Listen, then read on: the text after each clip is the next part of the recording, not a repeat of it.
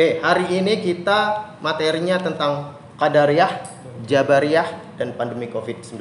Sebagaimana kawan-kawan bisa lihat di slide di belakang saya. Pak, kalau tidak nampak sudah saya bagikan filenya, sudah di-download masing-masing. Oke, yang pertama yang harus saya jelaskan bahwa ilmu kalam itu kan berbicara tentang aliran-aliran teologi, aliran-aliran ketuhanan. Jadi ada beberapa aliran yang memiliki konsep ketuhanan yang berbeda dalam agama Islam. Walaupun semuanya masih dalam koridor agama Islam. Tapi konsep tentang ketuhanannya itu kadang beda-beda. Konsep tentang apanya? Kalau persamaannya, mereka sama-sama mengakui keesaan Tuhan, tauhid. Semua mengakui bahwa Tuhan Allah itu esa.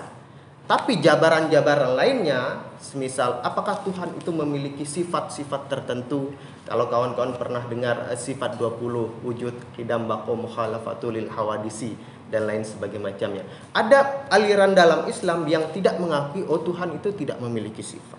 Karena apa? Karena kalau Tuhan punya sifat, maka akan ada sesuatu yang kekal selain zat Tuhan. Paham nggak? Oke. Karena yang kekal itu hanya satu. Apa? Allah, zat Allah. Tapi kalau zat, nah pada kali ini kita akan membahas masalah teologi yang berkaitan dengan relasi antara manusia dan Tuhan.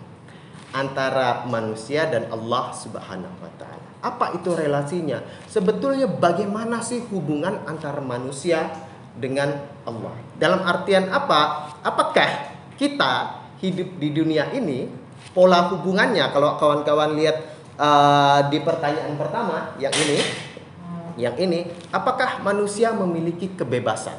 Apakah kita ini dalam kehidupan sehari-hari ini bebas menentukan setiap pilihan kita? Dalam artian bukan saya mau ke kampus atau tidak. Dalam artian apakah pilihan-pilihan yang kita buat itu sudah ditentukan oleh Tuhan atau belum? Apakah sudah ditentukan oleh Tuhan atau kita diberi kebebasan untuk memilihnya? Nah, begitu ya, paham ya? Itu pertanyaan pertama. Apakah manusia itu memiliki kebebasan dalam menentukan hidupnya? Apakah dia terikat dengan ketentuan-ketentuan tertentu, ataukah dia diberi hak, apa ya, kalau presiden itu hak prerogatif untuk menentukan kamu mau jadi apa, kamu mau berbuat apa, kamu mau seperti apa, silahkan. Apakah seperti itu atau Tuhan sudah menentukan segala-galanya? Jadi kita tak bisa berbuat apa-apa. Anda datang ke sini pun sudah ditentukan di Lauhul Mahfuz, sudah ditentukan di takdir Tuhan, sehingga Anda tidak bisa menolak, Anda tidak harus hadir di sini. Apakah seperti itu hubungannya atau tidak? Itu yang pertama. Yang kedua, memang sejauh mana kalaupun ada semacam intervensi atau peran Tuhan dalam kehidupan manusia, itu sejauh mana? Apakah menentukan semuanya atau sebagian saja, atau Tuhan buat hukum tertentu, hukum alam, kemudian manusia dibiarkan hidup di dalamnya berdasarkan hukum-hukum tersebut?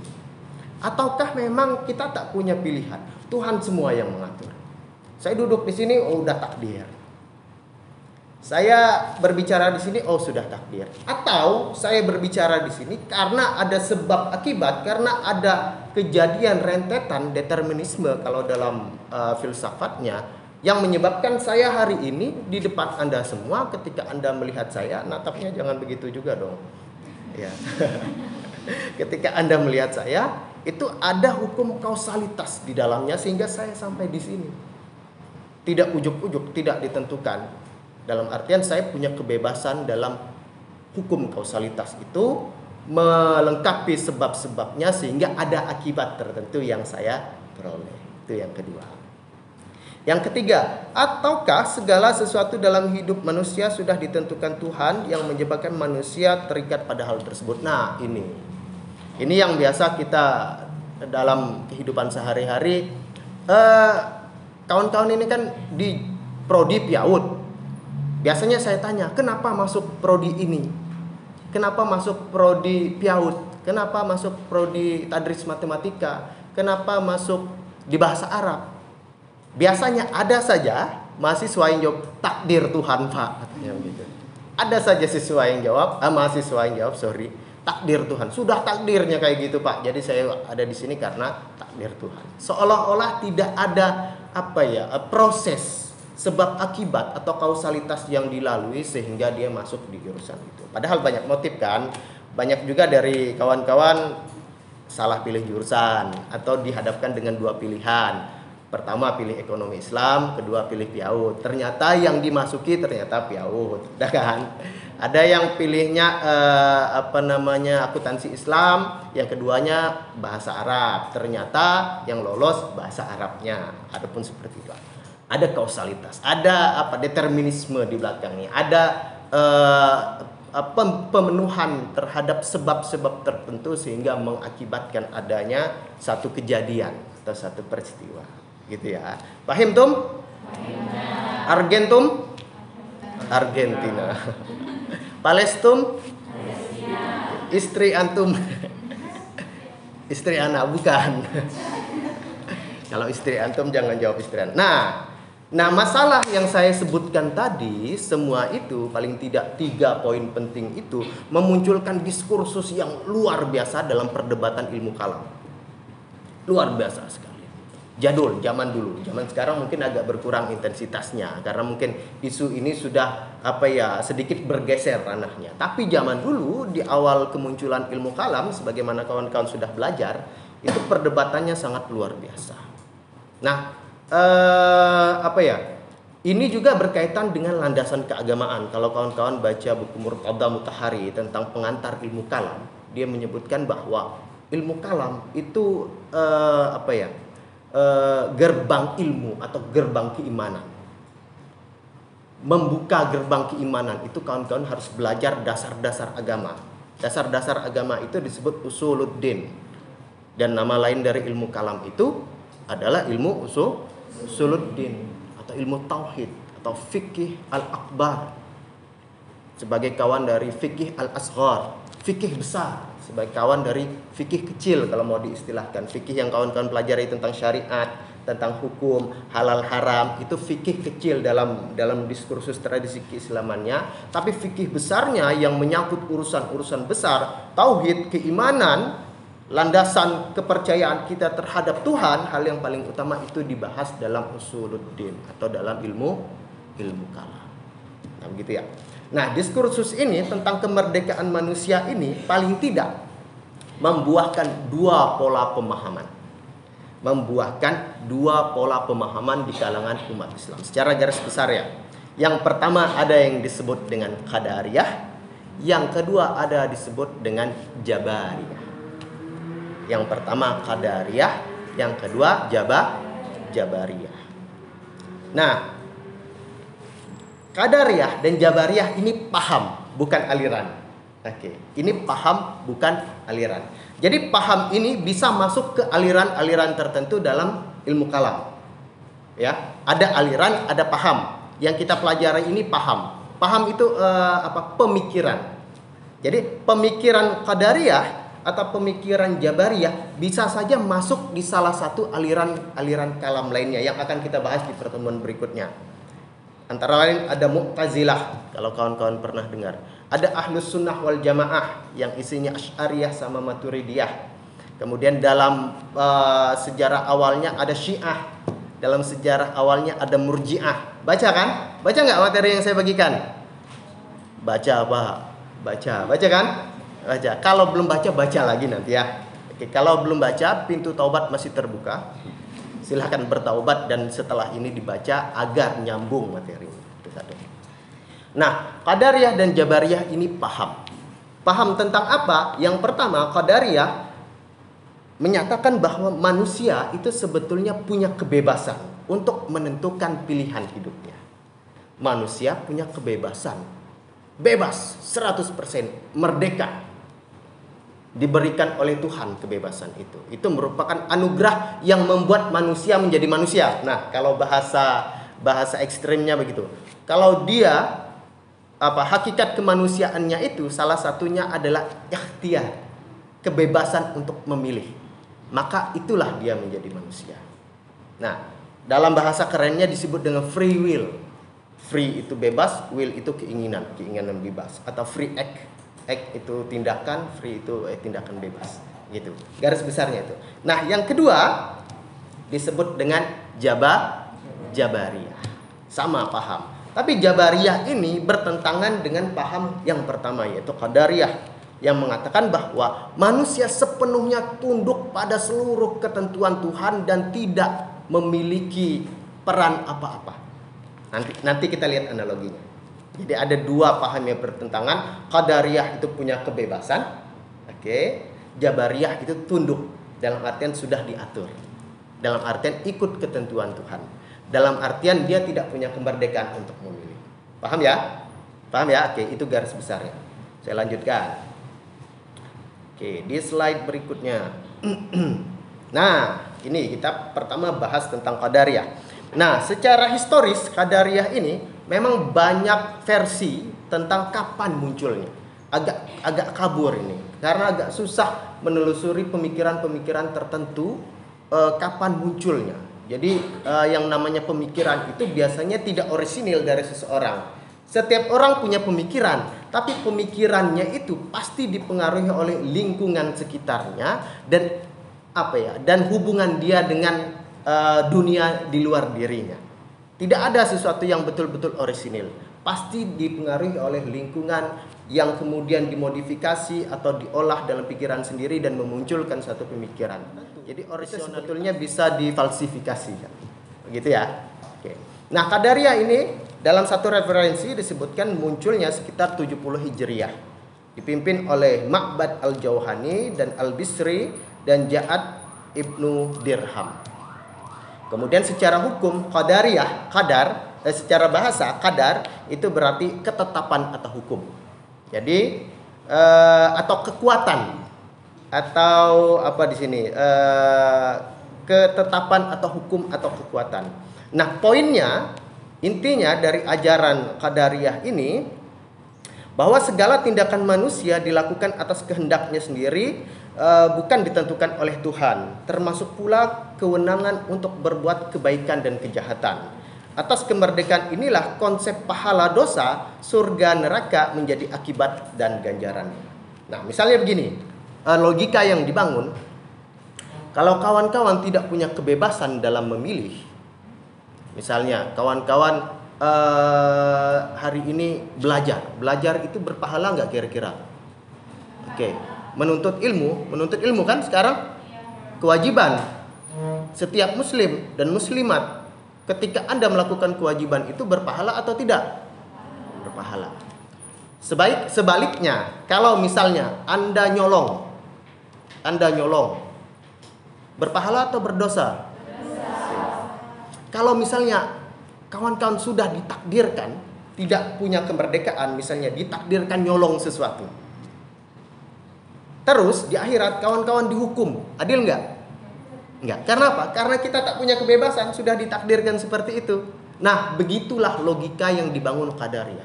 Jadi karena dia punya kebebasan, mau berbuat baikkah, mau berbuat burukkah, tapi ada konsekuensinya. Kalau berbuat baik dia dapat pahala, masuk surga. Kalau berbuat buruk dia dapat dosa, masuk neraka. Jadi karena ada kebebasan untuk memilih baik dan buruk, maka konsep pahala, dosa, surga, neraka menjadi relevan. Tapi kalau kita tak punya kebebasan, udah ditentukan, Pak saya nyolong, ini udah takdir Tuhan. Bapak mau nyalahkan saya, ini udah takdir Tuhan, salahkan Tuhan. Nah gimana? Susah kan? Susah. Jadi harus ada konsep kebebasan, konsep ikhtiar, konsep takdir yang dimaknai bahwa manusia itu memiliki kebebasan asasi dalam diri. Nah, ciri khas ilmu kalam itu tidak hanya mengandalkan logika seperti tadi yang saya ungkapkan tadi, logika kalam, tapi juga menggunakan dalil-dalil keagamaan. Ini bedanya dengan filsafat. Kalau filsafat rasional murni, tapi kalau ilmu kalam dia menggunakan justifikasi teks-teks suci agama. Nah, salah satu ayat Al-Quran yang digunakan oleh kaum Qadariyah ini, kawan-kawan bisa lihat Ar-Ra'd, Quran surah Ar-Ra'du ayat 11 yang menyatakan sesungguhnya Allah tidak merubah keadaan satu kaum, melainkan mereka merubah apa yang ada pada diri mereka sendiri. Innallaha la yughayyiru biqaumin hatta yughayyiru bi anfusihim. Sesungguhnya Allah tidak merubah nasib satu kaum melainkan mereka yang merubahnya sendiri. Dalam artian apa? Dalam artian kaum itu punya kewenangan, punya kebebasan mau berubah atau tidak, mau move on atau tidak, gitu kan? Biasa Anda setelah break out putus putus dengan pacarnya, itu kan pilihan Anda mau move on atau tidak. Sebagian kita susah move on, sebagian kita bertekad move on. Itulah bahasa gaulnya gitu ya, mudah-mudahan bisa diterima. Nah, jadi dari ayat ini secara logis tadi ada prinsip logisnya, ada prinsip rasionalnya, ada landasan teks suci agamanya, ayat Quran Ar-Ra'd ayat 11 yang menyatakan bahwa satu kaum itu tidak dirubah nasibnya kalau kaum itu tidak merubahnya sendiri. Ini menunjukkan bahwa manusia punya pilihan, manusia harus berikhtiar, manusia punya kebebasan memilih untuk menentukan nasib hidupnya. Begitu kira-kira. Pahimtum?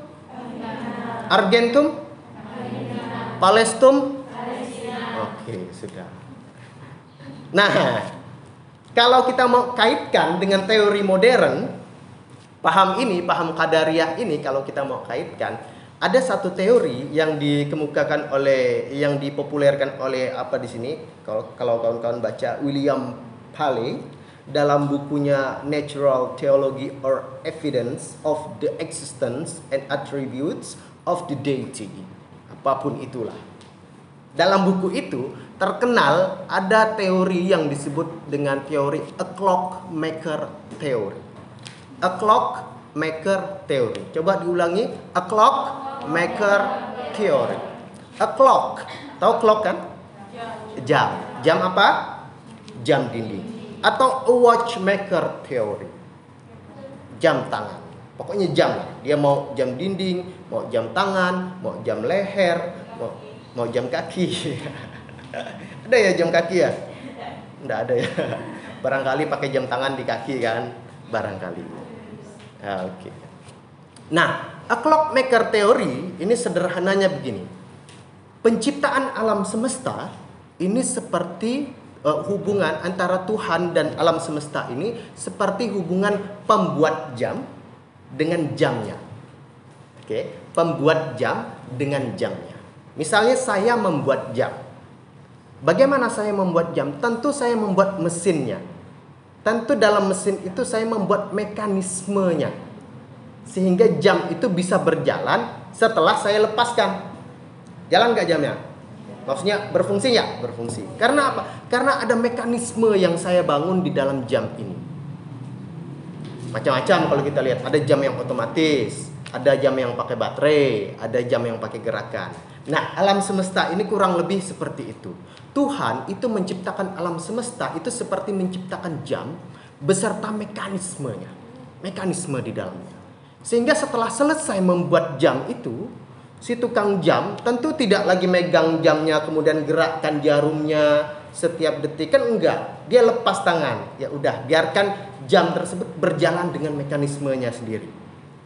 Penciptaan alam semesta dalam teori qadariyah ini, hubungan Tuhan dan alam semesta itu ibaratkan sang pembuat jam itu Tuhan, dan jam itu dengan mekanisme di dalamnya itu adalah alam semesta.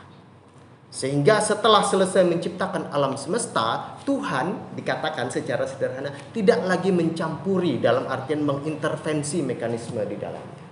Itu pandangan ekstrimnya. Sehingga lalu bagaimana mekanisme di dalamnya? Itulah yang kita kenal atau kita sebut dengan hukum alam. Itulah mungkin yang dalam bahasa agama kita sebut sebagai sunatullah. Garis-garis besar yang sudah ditentukan. Salah satu hukum alam itu apa? Kausalitas sebab akibat. Anda bisa mati saat ini atau ketabrak mobil itu karena ada sebab akibat. Karena Anda tidak berhati-hati menggunakan sepeda motor, sennya ke kiri tapi Anda belok ke kanan. Ya kan? Sering kan? Siapa tuh kira-kira yang kayak gitu tuh? Emak-emak dan calon emak-emak biasanya. Sennya ke kiri, beloknya ke kanan, ya kan? Berhenti di pas persimpangan jalan itu kan sangat rawan sekali. mau menyeberang ke kanan tapi dia ambil ke kiri, itu membahayakan sekali. Ada sebab akibat sehingga tiba-tiba ketabrak mobil. Jadi tidak dengan sendirinya. Seandainya saja dia tidak memenuhi sebab itu, dia tidak pakai sen kanan tapi belok ke kiri, dia tidak mau belok kanan tapi ambil ke kiri, dia tidak parkir di pas persimpangan jalan, bisa saja kematian itu dihindari. Nah begitu. Jadi ada pilihan, ada mekanisme sebab akibat. Jadi bukan salah Tuhan kalau hari ini nilai Anda jelek. Kalau misalnya hasil UAS Anda jelek, kalau misalnya Anda tidak terima di perguruan tinggi terkenal sehingga diterima di perguruan tinggi tidak terkenal, itu bukan salah Tuhan, tapi ada kausalitas. Ada sebab-sebab akibat. Ada sebab-sebab tertentu yang menyebabkan kawan-kawan akhirnya sampai pada satu momen, sampai pada satu kejadian, sampai pada satu titik. Begitu ya? Itu hukum alam yang sudah ditentukan. Tuhan tak bisa disalahkan. Nah, saya dulu pernah nulis, judulnya Mengutuk Bencana. Kenapa? Karena memang kadang hal-hal buruk itu terjadi pada orang-orang yang baik.